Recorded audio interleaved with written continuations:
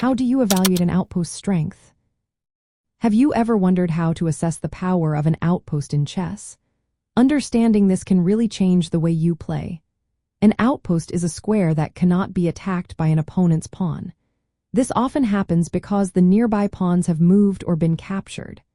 Outposts are especially beneficial for pieces like knights, which can occupy these squares and control the board without being easily challenged. To evaluate an outpost's strength, start by considering its location. Central outposts are the most effective. They allow your piece to control more squares and have a greater influence on the game.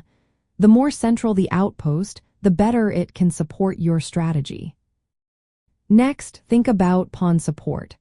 A strong outpost is one that is backed by your pawns. This means your pawns should be positioned to protect the piece on the outpost. If your piece is well supported, it becomes much harder for your opponent to attack it. Another key factor is how difficult it is for your opponent to challenge the outpost.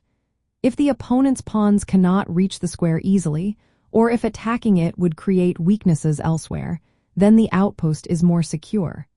This makes it a strong position for your piece. Now let's look at the strategic impact of the outpost. Ask yourself how it contributes to your overall game plan. Does it support other pieces? Does it control important squares?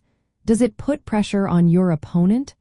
A strong outpost should align with your broader strategy. Flexibility is also important. A good outpost should allow you to reposition your piece if necessary without losing control of the square.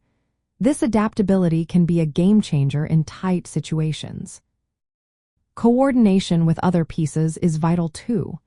The ability to work together with your other pieces from the outpost can create threats or defend against your opponent's moves. This teamwork can significantly enhance your position. When it comes to practical applications, knights are particularly effective on outposts. Squares like e5 for white or e for 4 black are often seen as strong outposts for knights. They can control a wide area and are not easily attacked.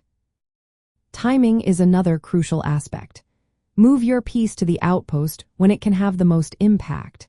This might be when it can apply pressure on your opponent's weaknesses or support a larger strategic plan. Finally, always maintain control over the outpost.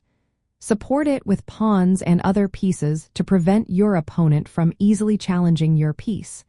This control is essential for keeping your position strong.